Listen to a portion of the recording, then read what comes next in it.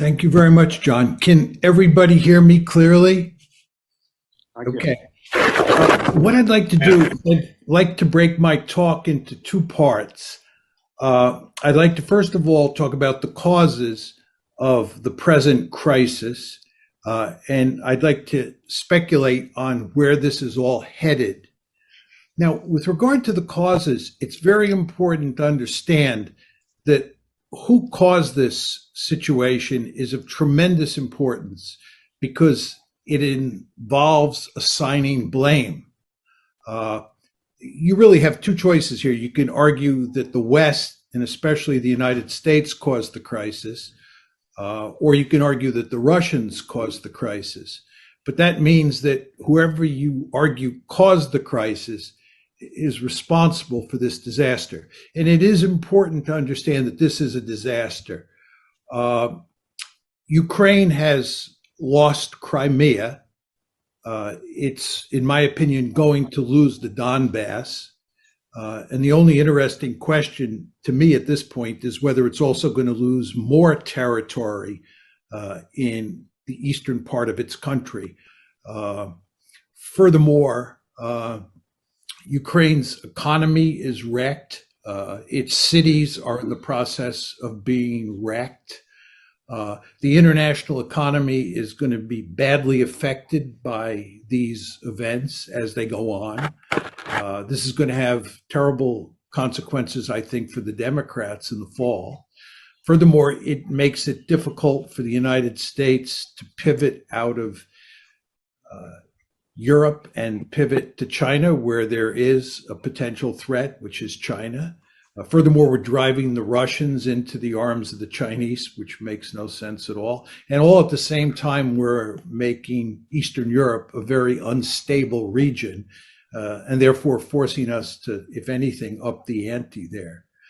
So this is a disastrous situation. So the question of who caused it and who bears the blame really matters. Now, the conventional wisdom in the United States and in the West more generally is that the Russians are responsible for this. And in particular, Vladimir Putin is responsible. As I'm sure almost all of you know, I don't buy this argument at all, and I haven't bought it for a long time. In my opinion, the West bears primary responsibility for what is happening today. And it was largely a result of a decision in April 2006 to make Ukraine and to make Georgia a part of NATO. We were going to integrate Ukraine into NATO come hell or high water. Now, the Russians said at the time that this is categorically unacceptable. The Russians made it clear that they had swallowed the first two tranches of NATO expansion, the 99 expansion and the 2004 expansion. But Georgia and Ukraine were not going to become part of NATO. They were drawing a line in the sand. They said this is an existential threat to us. And indeed, in August of that year, of course, August 2008, you had a war involving the Russians and the Georgians over the whole issue of whether or not Georgia would become part of NATO. Now, it's important to understand that when we talk about Western policy and we focus on NATO and expansion of NATO into Ukraine, that actually Western policy had three prongs to it. The core prong was definitely integrating Ukraine into NATO, but the other two prongs were integrating Ukraine into the European Union and turning Ukraine into a pro-Western liberal democracy, in effect, putting in place the Orange Revolution. And these three prongs of the strategy were all designed to make Ukraine a pro-Western country, a country in the West's orbit sitting on Russia's border. And again, the Russians made it unequivocally clear at the time that this was not going to happen. Now, the first crisis broke out in February 2014. The way I like to think about this is that you had a major crisis in February 2014, broke out that date. Then you had a major crisis breaking out in December of last year, that's December 2021. And on February 24th of this year, the war started. Now, what about this crisis in February of 2014, February 22nd to be exact? It was precipitated in large part by a coup that was supported by the United States that took place in Ukraine and resulted in a pro-Russian leader, President Yanukovych, being overthrown and being replaced by a pro-American prime minister. The Russians found this intolerable. At the same time, they were debating with the West and with the Ukrainians over EU expansion. And always in the background at that point in time was NATO expansion. This blew up, and it had two consequences. One is that the Russians, in effect, took Crimea away from Ukraine for themselves. They had no intention of ever letting Sevastopol become a NATO state. And the second thing that happened is that the Russians helped foster a civil war in eastern Ukraine. And of course, that civil war festered well after 2014. But the crisis really blew up in 2014. Then, starting about mid-year, and really heating up at the end of last year, I would say in December 2021, was a second major crisis. And the question is, what caused this crisis? And in my opinion, it was caused largely by the fact that Ukraine was becoming a de facto member of NATO. It's commonplace in the West, especially in Washington these days, to say that Ukraine had nothing to fear regarding, the United States had nothing to fear. Russia had nothing to fear regarding Ukraine becoming part of NATO. And Russia had nothing to fear because NATO was doing nothing to move forward Ukraine's incorporation into NATO. I think in a de jure sense, that's absolutely correct. But in a de facto way, that's wrong. What we were doing was we were arming the Ukrainians. And you want to remember, it's President Trump in December of 2017 who was under great pressure, who decided to arm the Ukrainians. So we were arming the Ukrainians, we were training the Ukrainians, and we were forming ever closer diplomatic ties with the Ukrainians.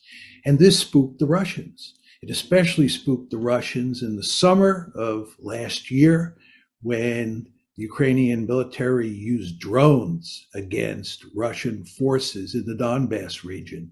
It especially spooked the Russians last summer when the British drove a destroyer through territorial waters, Russian territorial waters in the Black Sea. It especially spooked the Russians in November when we were flying bombers within 13 miles of the Russian coast. So all these events, coupled with this de facto bringing of Ukraine into NATO, pushed the Russians to what Sergei Lavrov said was the boiling point. You know, Lavrov was asked in January why the Russians had reached this point and why we were in the midst of a crisis. And he said, Lavrov said in January, we had reached our boiling point. First expansion of NATO, second expansion of NATO, and then all of these events associated with Ukraine. The Russians had had it. So you had a crisis of massive proportions, which of course resulted on February 24th in the Russians invading Ukraine. And we are now in the midst of a real war. This is not just a civil war in eastern Ukraine, which is what we had before February 24th. We now have a real war.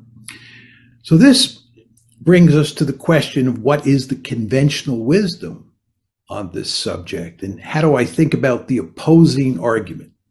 The opposing argument is that this has nothing to do with NATO expansion. It's really quite remarkable. When you listen to people in the administration speak, And when you read editorials in the Washington Post, words like this are spoken. This has absolutely nothing to do with NATO expansion. I don't know how anybody can say that. The Russians have been saying since April 2008 that this is all about NATO expansion, that NATO expansion into Ukraine is an existential threat to them. But Americans simply refuse to believe that. Not all Americans, but many Americans, and certainly the policy elite in this country. And instead, what they have done is they've created a story that it is not American policy. It's not NATO expansion that's driving this train. Instead, it's Vladimir Putin. And it's the fact that Vladimir Putin is either bent on recreating the Soviet Union or he's interested in creating a greater Russia. But whichever one of those two outcomes you take, he is ultimately an expansionist. He's on the march. And thank God we expanded NATO, because if we hadn't expanded NATO, he'd probably be in Berlin by now, if not Paris. This is the basic argument. He is an aggressor. There are a number of problems with that argument. First of all, before February 22nd, 2014, nobody was arguing that he was aggressor. Nobody was arguing that NATO expansion was required for the purposes of containing Russia before February 22nd, 2014. We didn't think he was a problem. And in fact, when the crisis broke out on February 22nd, 2014, we were actually shocked. If you go back and look at the newspapers at the time, the Obama administration was caught with its pants down. Why? Because they didn't think that that the Russians were aggressive. But of course, we had to invent the story after the crisis broke out so that we weren't blamed for what happened. We had to blame the Russians. So we created this story. Second reason you want to doubt this is that Putin has never said that he is bent on recreating the Soviet Union, or he's bent on creating a greater Russia. He's never said he was bent on conquering Ukraine and integrating it into Russia. There's no question that in his heart, he thinks that it would be appropriate for Ukraine to be part of Russia. In his heart, he's made it clear he'd love to bring back the Soviet Union. But he's also explicitly said that in his head, he fully understands that this is a bad idea. So if you look at what he said, there's no reason to think he's bent on recreating the Soviet Union or creating a greater Russia. To take this a step further, he doesn't have the capability. He doesn't have the capability for two reasons. First of all, he doesn't have a big enough military. This is a country whose gross national product is smaller than Texas's, right? This is not the former Soviet Union in its heyday.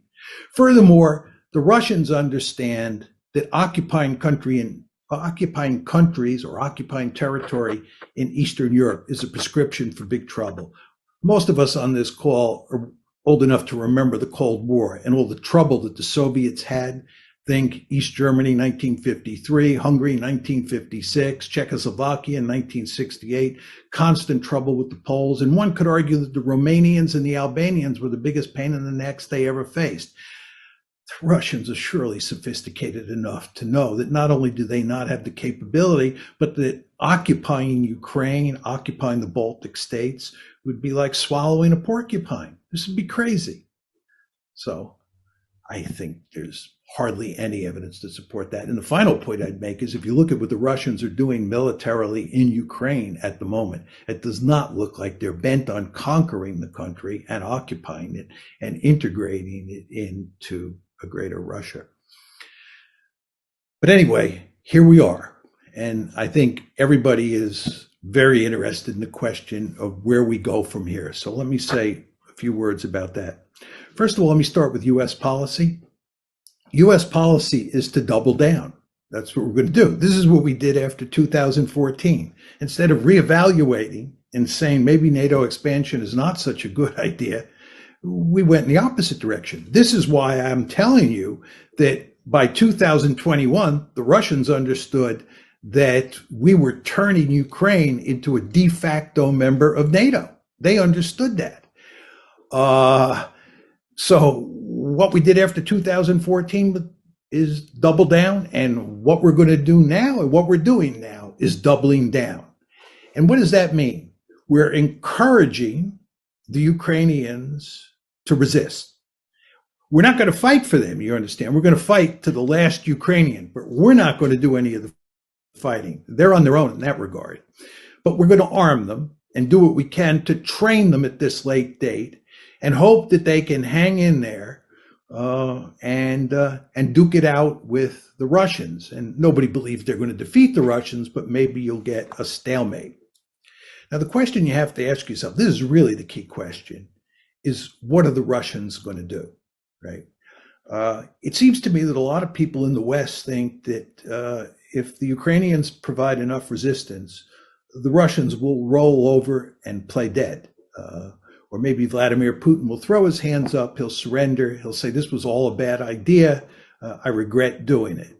Or maybe there'll be a coup in Moscow, he'll be overthrown, and they'll bring in leaders who will work out a deal with us, and Ukraine will live happily ever after, we will live happily ever after, and the Russians will be chastened.